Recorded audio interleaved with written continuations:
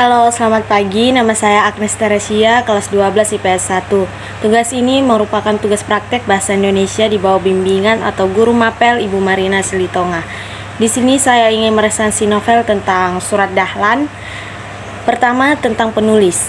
Krishna Pabicara lahir di Borong Tamentaya, sebuah kampung di Sulawesi Selatan pada 10 November 1975. Kumpulan cerpen debutnya Mengawini Ibu, terbit pada 2010. Novel debutnya Sepatu Dahlan terbit pada 2012. Sedangkan kumpulan puisi pertamanya Pohon Duka Tumbuh di Matamu terbit pada 2014. Penyair yang kerap diundang sebagai pembicara dan pembaca puisi ini karir ke pengarangannya di dunia buku-buku seputar neurologi. Penyuka FC Barcelona ini sekarang bekerja sebagai penyunting lepas dan aktif dalam kegiatan literasi. Kita masuk yang bagian kedua, yaitu sinopsis. Dahlan adalah seorang perantau di Samarinda. Sudah 3 tahun berlalu ia meninggalkan kebun dalem, kampung halamannya. Awalnya tujuan Dahlan merantau yaitu untuk menjalani kuliah hingga sarjana di PTAI Samarinda agar bisa membahagiakan bapaknya. Tapi kenyataannya tidak sesuai harapan. Kuliah hanya bisa memberikan teori dan teori, tidak bisa mengutarakan pendapat secara bebas. Lama-kelamaan Dahlan merasa bosan kuliah. Rasa semangat untuk menuntut ilmu pun pudar. Waktu kuliahnya sering dihabiskan di sekretariat PII, Pelajar Islam Indonesia, bersama teman-temannya yaitu Saiful, Sarifuddin, Latif, Nafsiyah, dan lain-lain. Sudah 3 tahun lamanya Dahlan melewati hari-hari di Samarinda. Selama itu pula Aisyah, wanita yang menempati hati Dahlan itu, selalu mengirim surat kepada Dahlan setiap tengah bulan, sekedar memberitahu kabarnya, kabar teman-temannya, dan segala yang terjadi di kebun dalem. Tapi surat-surat itu tak pernah dibalas oleh Dahlan.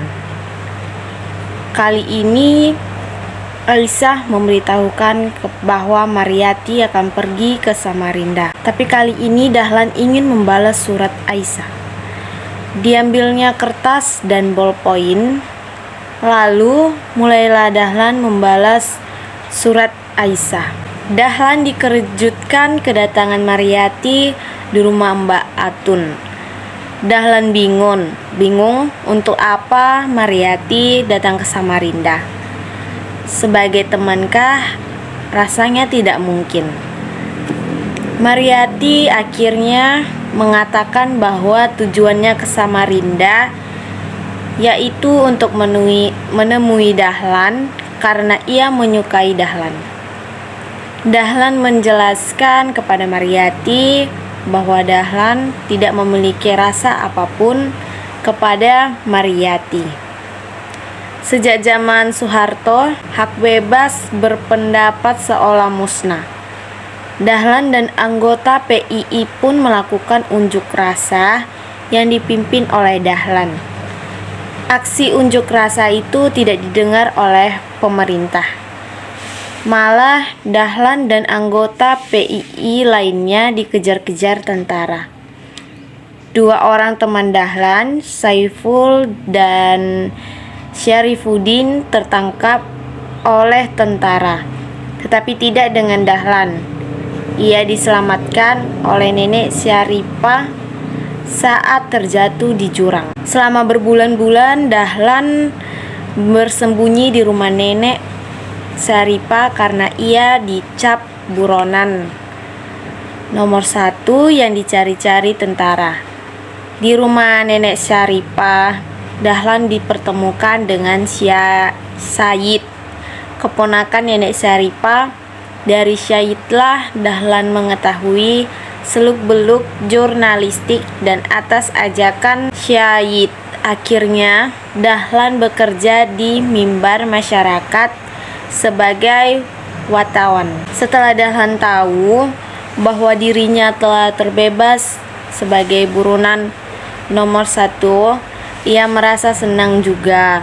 Sedih karena akan berpisah dengan orang yang selama ini mengajarkan banyak hal, yaitu Nenek Syarifah. Dahlan berpamitan dan langsung ke rumah Mbak Atun untuk mengabari gembira ini. Sesampainya di rumah Mbak Atun, Dahlan dikejutkan dengan pernyataan Mariyati yang ingin dinikahi Dahlan. Dahlan merasa tidak mempunyai perasaan apa-apa dengan Mariyati.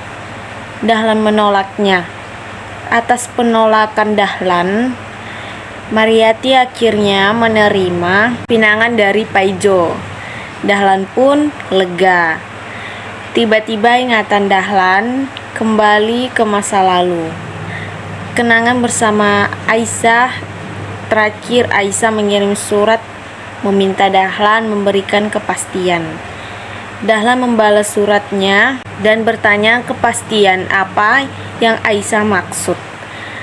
Sudah lama Dahlan menunggu balasan Aisyah, tapi tak kunjung dibalas oleh Aisyah. Dahlan pun berpindah ke lain hati, yaitu Nafsiah, gadis tomboy dari Loa Kulu yang berpendirian kuat. Anak dari seorang tentara dan memiliki suara merdu saat melantunkan ayat-ayat suci Al-Quran. Dahlan memberanikan diri melamar Nafsiah di pertengahan malam. Berbincang dengan bapaknya yang seorang tentara membuatnya deg-degan. Perjuangan itu tidak sia-sia karena akhirnya Dahlan dan Nafsiah menikah. Pernikahannya dikaruniai 2 anak, yaitu Ruli dan Isna. Di tengah kebahagiaan Dahlan dengan keluarga barunya, ia mendapat surat tugas dari majalah Tempo untuk segera ke Jakarta. Sesampainya di Jakarta, Dahlan dikejutkan dengan pemberitahuan bahwa dia diberhentikan menjadi pembantu tetap di Samarinda. Tapi sebagai gantinya, ia diminta untuk menjadi pemimpin koran Jawa Pos di Surabaya. Di samping sibuk bekerja, Dahlan harus tetap memperhatikan anaknya dengan kakek Iskan, ayah Dahlan. Tak kuasa menolak permintaan anaknya, Dahlan, Nafsiah, dan kedua anaknya pun pergi ke kebun dalam. Sesampai di kebun dalam, Iskan memeluk erat Dahlan. Dahlan sangat senang bisa melepas rindu dengan bapaknya setelah sekian lama tak bertemu teman-teman. Sepermainan Dahlan mengunjungi Dahlan dan mendengarkan nasihat dari Bapak Iskan.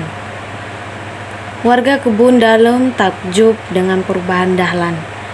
Dulu Dahlan merantau ke Samarinda tak membawa apa-apa. Pulang ke kampung halaman sudah sukses menjadi wartawan, membawa istri, 2 anak, dan 1 mobil. Perjuangan Dahlan selama ini akhirnya berbuah kesuksesan. Oke, itu saja pendapat dari saya tentang novel ini. Terima kasih dan selamat pagi.